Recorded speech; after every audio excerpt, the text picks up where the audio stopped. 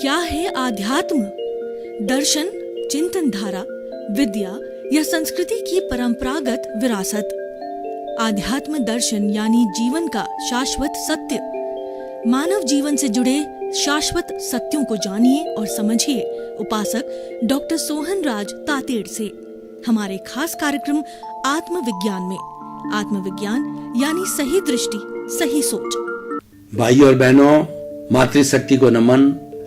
हम आपको आत्मविज्ञान कार्यक्रम देने आए हैं। आत्मविज्ञान कार्यक्रम के तहत, साइंस ऑफ द सोल कार्यक्रम के तहत सही दृष्टि, सही सोच, राइट विजन, राइट थिंकिंग के माध्यम से हम आपका ब्रेन वॉश करते हैं, आपकी ब्रेन स्टॉर्मिंग करते हैं, आपके भीतर जो रॉन्ग बिलीफ है उसको उखाड़ते हैं और आपके भीतर राइट बिलीफ को डालते हैं। जो रॉन्ग विजन है उसको हटा करके राइट विजन डालते हैं। नेगेटिव थॉट का नाश करके पॉजिटिव थॉट डालते हैं। अज्ञान को हटा करके हम आपके बीच के अंदर ज्ञान डालते हैं, उससे आपका विकास होता है। तो इसी क्रम में आज का हमारा बहुत सुंदर विषय है कर्म सिद्धांत की वर्तमान में प्रासंगिकता। अति सुंदर विषय है। सारी दुनिया कर्म से संचालित होती है। 84 लाख जीवा योनि के प्राणी हैं, कर्म सिद्धांत से चलते हैं। कर्म सिद्धांत ये कुदरत का कानून है, ये सनातन सत्य है, ये अल्टीमेट ट्रुथ है। ये हमको स्वीकार करना पड़ेगा, चाहे आप मानो या मत मानो। आपका कर्म सिद्धांत आपके ऊपर कार्य कर रहा है। कई बार क्या होता है कि हमारे सामने कोई चीज होती है तो हम मान लेते हैं कि ये मेरे पिता है, ये मेरा भाई है, ये मेरी पत्नी है, ये मेरा घर है, और उसकी जानकारी नहीं हो तो हम मानते नहीं हैं। कई बार लोग ऐसे अड़ियल होते हैं कि तुम्हारे परदादा का ये नाम था, कि मैं नहीं मानता क्योंकि वो देखा नहीं है। परदादा तो था, परदादा से दादा आया, दादा से पिता आया, पिता से तुम उसके पुत्र आए, मानो या मत मानो। तो कर्म सिद्धांत जो है ये 100% प्योर मैथमेटिक्स है और यही गवर्न करता है। इसको आप मानना न मानना आपकी इच्छा है। कर्म सिद्धांत, कर्मों के वर्गीकरण के बारे में मैं नहीं जाऊंगा कि कर्म कितने तरह के हैं और इसका क्या क्लासिफिकेशन है। मैं तो सिद्धांत की प्रासंगिकता आपको बताना चाहूंगा, क्योंकि ये भी अपने आप में एक पूरा विषय है कि किस तरीके से कर्म सिद्धांत प्रासंगिक है। सबसे पहले ये है कि कर्म क्या होते हैं। जो आत्मा में विश्वास करते हैं, जो धर्म में विश्वास करते हैं, जो ईश्वर में विश्वास करते हैं, जो पुनर्जन्म में विश्वास करते हैं, वह हर जो है धर्म की शाखा जो है कर्म को मानता है। क्योंकि कर्म के बिना धर्म कैसे होगा, धर्म के बिना कर्म कैसे कटेंगे। तो एक दूसरे से जुड़े हुए, एक दूसरे से पूरक है, एक सिक्के के दो पहलू होते हैं। तो इसीलिए हमारा कर्म सिद्धांत पूर्ण रूप से प्रासंगिक है। ये हर प्राणी पे लागू होता है। और कर्म जो होता है, हमारे सामाजिक कर्म भी होते हैं, हमारे वैश्विक कर्म भी होते हैं, हमारे जो है प्रदेशीय कर्म भी होते हैं, वो व्यवहार जगत के होते हैं, राष्ट्रीय कर्म भी होते हैं। राष्ट्रीय कर्म कैसे होता है? देखिए कि स्वयं व्यक्ति को अच्छा बुरा मिलना, उसको मैं एक बार छोड़ रहा हूं। राष्ट्रीय कर्म ऐसे होते हैं, हमारा शासक अच्छा आ जाता है, यथा राजा तथा प्रजा। अच्छा शासक आता है, हमारा ध्यान रखता है, हमारे सुख दुख पर ध्यान देता है, हमारे बीच में आता है, हमारा रोटी कपड़ा मकान शिक्षा चिकित्सा जो है उसकी सुविधा दिलाता है, हमारे अच्छी ट्रेन की व्यवस्था करता है, सफाई की व्यवस्था करता है, रोशनी की व्यवस्था करता है, सड़क की करता है, बिजली की करता है, पानी क्या करता है। इसमें चाहे पंचायत हो, चाहे और नगर पालिका हो, चाहे ब्लॉक हो, चाहे डिस्ट्रिक्ट हो, चाहे जो हमारा स्टेट हो, चाहे हमारी केंद्र की व्यवस्था हो। तो जहां पर जैसा राजा होता है तो हमको अच्छा राजा होता है, अच्छी सुविधाएं मिलती है, तो हमारा पुण्य कर्म है। क्योंकि हमको पुण्योदय से अच्छा राजा मिला, उदाहरण के तौर पर हमारे भाई नरेंद्र भाई मोदी दूसरी बार 5 वर्षों के लिए प्रधानमंत्री मिले। राजा अच्छा है, उसकी सोच अच्छी है, वो योगी है और उसने बहुत साधना की है। नरेंद्र भाई मोदी की अकेले की कोई ताकत नहीं है, अकेला चना फोड़ नहीं सकता। उसके साथ रिद्धियां हैं, उसके साथ सिद्धियां हैं और उस रिद्धि सिद्धियों के कारण, वो योगी पुरुष होने के कारण स्वतः ही जो कार्य होता है वो अच्छा हो जाता है। जितनी उसकी सोच होती है वो अच्छे रूप में परिणति होती है, उसको अच्छे मंत्री मिलते हैं, उसको अच्छा जनता का सहयोग मिलता है, क्योंकि वो जनता के लिए सोचता है। वो जनता को, अपने आप को जनता का प्रधान सेवक बात करता है और जनता के विरुद्ध जाने वाला MP MLA की खाल खींचता है। वह भ्रष्टाचार नहीं करना चाहता, भ्रष्टाचारियों को जेल में डाल देता है और वो सज्जनों को पुरस्कार देता है और दुर्जनों को प्रताड़ित करता है, जेल में डालता है, कई करते कि उसको सजा देता है, कोर्ट केस चलते हैं, क्योंकि उसके पास न्याय है, वो सच्चा बड़ा न्यायाधीश है। ऐसा अच्छा न्यायाधीश मिलता है, ऐसा अच्छा राजा मिलता है, वो जनता का पुण्योदय है। और उसके विरुद्ध भ्रष्टाचारी राजा मिलता है जो है, मैंने पिया मेरे बैल ने पिया, हुआ ढहे तो ढहे, मेरी जेब भरनी चाहिए। ऐसा जो ऑफिसर मिल जाता है, ऐसा कर्मचारी मिल जाता है, ऐसा MLA मिल जाता है, ऐसा MP मिल जाता है, ऐसा प्रधानमंत्री मिल जाता है। मैं किसी को दोष नहीं देता, मैं किसी की निंदा नहीं करता। आत्मविज्ञान के अंदर निंदा वर्जित है, किसी को दोषित ठहराना जो है वर्जित है।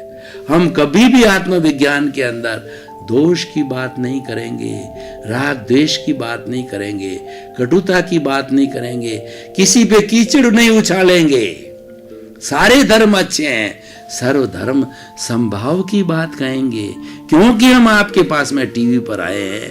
हम आपको पुण्य देना चाहते हैं, हम आपको अस्तित्व की जानकारी देना चाहते हैं, हम आपको सुख देना चाहते हैं, हम आपको सुख की मंगल कामना करते हैं।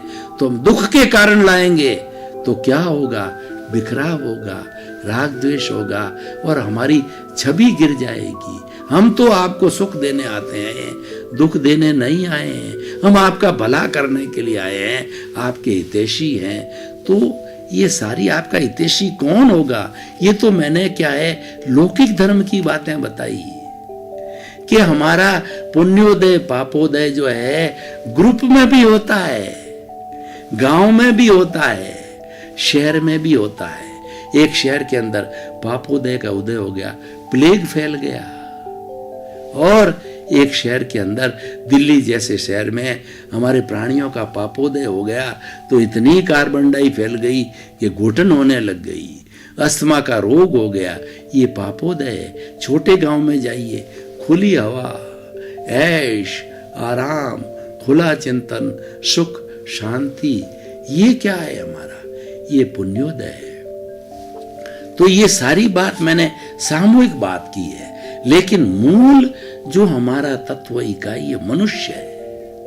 तो हम व्यक्तिगत बात पे आता हूं कि व्यक्तिगत रूप से हमारी ये कर्म सिद्धांत क्यों प्रासंगिक है, वो विषय पे आता हूं, क्योंकि मुझे व्यक्ति को बदलना है, मुझे देश को नहीं बदलना है, मुझे समाज को नहीं बदलना है। सुधरे व्यक्ति समाज व्यक्ति से राष्ट्र स्वयं सुधरेगा। साइंस ऑफ द सोल, आत्मविज्ञान व्यक्ति सुधारने में विश्वास करता है। हमारा पक्का विश्वास है कि व्यक्ति सुधर जाएगा तो विश्व सुधर जाएगा, व्यक्ति सुधर जाएगा सृष्टि सुधर जाएगी, व्यक्ति सुधर जाएगा 84 लाख जीवायोनि प्राणियों को सुख मिलेगा। कैसे? एक भगवान महावीर तीर्थंकर हुए तो पूरी सृष्टि में आनंद की अनुभूति हुई, उनका अतिशय है, वो परमात्मा बने, उनको केवल ज्ञान हुआ, सभी जीवों को सुख मिला। नरक गति के, तिर्यंच गति के, मनुष्य गति के, देव गति के 84 लाख जीवायोनि को सुख मिला, क्योंकि भगवान आए हैं। जहाँ भगवान मौजूद होते हैं वहां कोई दुख नहीं रहता है। तीर्थंकरों के अतिशय होते हैं। 125 योजन तक भूकंप नहीं आता, अतिवृष्टि नहीं होती, अनावृष्टि नहीं होता, लड़ाई नहीं होती, कलह नहीं होता, युद्ध नहीं होता, दुख नहीं होता। उसकी जगह पूरे क्षेत्र में आनंद होता है, प्रेम होता है, भाईचारा होता है, सुख होता है, जो मानवीय गुण हैं, जो हमारे जो सांस्कृतिक गुण होते हैं, सभी गुण हो जाते हैं, क्योंकि भगवान साक्षात आते हैं। मैं आपको बताना चाहता हूं, अगर भगवान स्वयं चल करके आपके सामने उपस्थित हो जावे तो आप क्या करोगे? तो कोई कहेगा मैं नतमस्तक होऊंगा, कोई कहेगा मैं आशीर्वाद मानूंगा कि मैं धनी बन जाऊं, सुखी बन जाऊं। और मैं तो कहता हूं कि मेरे सामने भगवान आ जाएंगे तो मैं खुशी से पागल हो जाऊंगा, क्योंकि भगवान मेरा स्वरूप है, मुझे भगवान बनना है। मैं भगवान से यही प्रार्थना करूंगा कि जैसे आप प्रभु बने हो, मैं प्रभु कैसे बन सकता हूं, वो रास्ता बताओ। वही रास्ता हम आत्मविज्ञान में बता रहे हैं, वही कर्म सिद्धांत के अंदर आपको जो इस विषय में बताने चाह रहे हैं कि हमारा जैसे ईश्वर जो है सत्य है, उसी तरह से कर्म सिद्धांत हमारा सत्य है। और मैं तो बराबर आत्मविश्वास के साथ डंके की चोट कहना चाहता हूं कि इस संसार में सबसे बड़ा जो ईश्वर है वो कर्म है। को सुख को दुख देत है और कर्म देत जग जोर, उर्जत सुरजत आप ही और दर्जा पवन के फेर। भाइयों बताइए कि जो बालाजी के मंदिर पर, कृष्ण भगवान के मंदिर पर, जो हमारे तीर्थन के मंदिर पर बड़ी ध्वजा लगी होती है, वो कभी उलझती है कभी सुलझती है। कौन उलझाता है, कौन सुलझाता है? पवन का फेर सुलझाता है। उसी तरीके से हमको सुख मिलता है, दुख मिलता है, कौन देता है? हमारे अर्जित कर्म देते हैं। हमारे संचित कर्म जब प्रारब्ध में आते हैं, उदय में आते हैं, वो 3 तरह के कर्म होते हैं, संचित और आपके प्रारब्ध और क्रियमाण जो हम संचित करने जा रहे हैं, हम नए कर्मों का अर्जन करेंगे, वो क्रियमाण है। पूर्व में हम स्टॉक लेके आए हैं, वो संचित कर्म है। और पूर्व के स्टॉक कर्म जब उदय में आते हैं, उसको प्रारब्ध करते हैं। जब भोग में आते हैं, जब वो कर्म फल देते हैं, जब सुख दुख की अनुभूति कराते हैं, उस वक्त तो प्रारब्ध कहलाता है, उस वक्त तो उदय काल होता है। इस दुनिया के अंदर, इस पूरी सृष्टि के अंदर 33 करोड़ देवी देवता को मान लीजिए, कोई भी ऐसा पावरफुल देव नहीं है जो आपका बुरा कर सके। कोई भी ऐसा पावरफुल देव नहीं है जो आपका बुरा करते हैं। करता है बुरा या अच्छा, आपके कर्म करते हैं। अगर आप पिछले पूर्व जन्मों से अच्छे कर्म लेके आए हैं, पुण्य का कर्म लेके आए हैं, आपको सुख मिलेगा, शांति मिलेगी, आनंद मिलेगा, पद मिलेगा, प्रतिष्ठा मिलेगी, आप सुखी जीवन यापन करेंगे। और पाप कर्म लेके आए हो तो गरीब के घर में जन्म होगा, जन्म से ही घर में माँ बाप के बीच में कलह होगी और धन की कमी होगी। आपको रोटी कपड़ा मकान शिक्षा चिकित्सा के लाले पड़ेंगे, अच्छी तरह से पढ़नी, 2 जून की रोटी भी नहीं मिलेगी। ऐसे ऐसे कष्ट आएंगे। लूला जन्म ले लेगा, लंगड़ा जन्म ले लेगा, अपाहिज हो जाएगा। ऐसे ऐसे जीव जन्म लेते हैं कि जन्म से ही अपाहिज होते हैं, जन्म से ही लूले होते हैं, जन्म से ही लंगड़े होते हैं। और ऐसा ऐसा हमारे साथ कोई जो है कुठाराघात हो जाता है, कोई सदमा पहुंचता है कि वो व्यक्ति 10 साल 5 साल 20 साल के लिए कोमा में चला जाता है। ये सब क्यों होता है? ये सब कौन कराता है? ये कर्म कराता है। तो बताइए, क्या है कर्म सिद्धांत प्रासंगिक नहीं है? ये हर क्षण प्रासंगिक है। आपके जीवन जन्म से लेके मृत्यु तक का सारा लेखा जोखा कर्म रखता है। ये कर्म आपका ईश्वर है, कर्म आपका देवता है, कर्म आपका न्यायाधीश है। तो क्या वो प्रासंगिक नहीं है? उसके बिना आपका क्या काम चलेगा? आप कैसे उठेंगे? आप कैसे भोजन करेंगे? आप कैसे खाएंगे? कुछ भी नहीं कर सकते। वो सारा डिसाइडेड है। हम प्री डिसाइडेड लेके आते हैं। ये प्री डिसाइडेड हमारे कर्म साथ में आते हैं। कर्म हमारे छाया की तरह पीछे करते हैं। कर्मों के लिए मैं सब प्रासंगिकता बता रहा हूं कि कितने प्रासंगिक है। ये एक 100% प्रासंगिक है, 100% रिलीवेंट है। और ये ईश्वर है, यही भगवान है, यही न्यायाधीश है, यही देवता है, यही सुख देने वाला है, यही दुख देने वाला है, यही तरक्की कराने वाला है, यही गिराने वाला है, यही डुबाने वाला है, यही ऊंचा उठाने वाला। मैं आपको उदाहरण देना चाहता हूं। 1000 गायें खड़ी है और एक गाय के एक बछड़े ने नया जन्म लिया। उस बछड़े को आपने 500 फुट दूरी पर छोड़ दिया। वो बेचारा नया जन्मा हुआ बच्चा है, उसको भूख लगी, उसको दूध चाहिए, तो आपने उस बछड़े को अपने 500 फीट की दूरी से वापस छोड़ा। वो बछड़ा 1000 गायों में से जाकर के अपनी माँ का दूध चूएगा, अपने माँ का थन चूसेगा। दूसरी गाय कितनी 999 खड़ी है, उसके पास नहीं जाएगा। ये क्या बताता है? ये प्रूफ है, ये रिलेवेंसी है, ये प्रासंगिकता है। आपके कर्म आपके पीछे लगे हुए हैं। पत्नी का कर्म आपके काम नहीं आएगा, बेटे का कर्म आपके काम नहीं आएगा। मैंने सामूहिक कर्म की बात कही, वो सामूहिक कर्म अलग है। अब मैं व्यक्तिगत बात कह रहा हूं कि सामूहिक कर्म में समूह होता है कि पूरे परिवार के दिनमान खराब आते हैं तो सभी मिलके भुगतते हैं, लेकिन व्यक्तिगत कर्म व्यक्ति ही भुगतता है। जैसे मैं बुरा करके लेके आया हूं और मैं बुरा कर रहा हूं और ये सोच रखता हूं कि मैं तो पत्नी के लिए चोरी कर रहा हूं, मैं पत्नी के लिए भ्रष्टाचार कर रहा हूं, मैं पत्नी के लिए ज्यादा जो है कीमत के पैसे ले रहा हूं, अन्याय कर रहा हूं और किसी को धोखा दे के पैसा अर्जित कर रहा हूं। और मैं चाहूंगा कि वो पैसा मैं लेकर के पत्नी के लिए लाया, बेटे के लिए लाया, उनका भरण पोषण कर रहा हूँ, उनका पेट पाल रहा हूँ। जब समय आएगा, जब यमदूत खड़े होंगे, जब हंटर लगाएंगे, उस वक्त आप कहोगे कि हम 5 मेंबर है, 100 हंटर में से जो है 20-20 है, हंटर सबके लगाओ क्योंकि सबके लिए लाया हूं मैं। नहीं, यमराज कहेगा हम किसी को नहीं जानते हैं, कर्म तेरा किया हुआ है, तूने दुष्कर्म किया, हम तेरे 100 हंटर तेरे लगाएंगे और उसकी जगह अगर पुण्य किया हुआ आप जन्नत में जाएंगे तो आप देवता बनेंगे। कोई हंटर नहीं लगाएगा, सब आपके बड़ी बड़ी जो है वो देवियां होगी। एक एक नाटक आप देखेंगे, वो नाटक हजारों हजारों साल का होगा। आपके चारों तरफ सुख होगा। देवलोक का नजारा सब हमको कई बार पिक्चरों में दिखाया जाता है। देवलोक क्या होता है? जिसके घर में होता है प्रेम होता है, जिसके घर में शांति होती है, जिसका बेटा बाप की सेवा करता है, माँ की सेवा करता है। बेटा श्रवण कुमार है और उसकी पत्नी भी सेवा करती है और माँ बाप सबको आशीर्वाद देते हैं।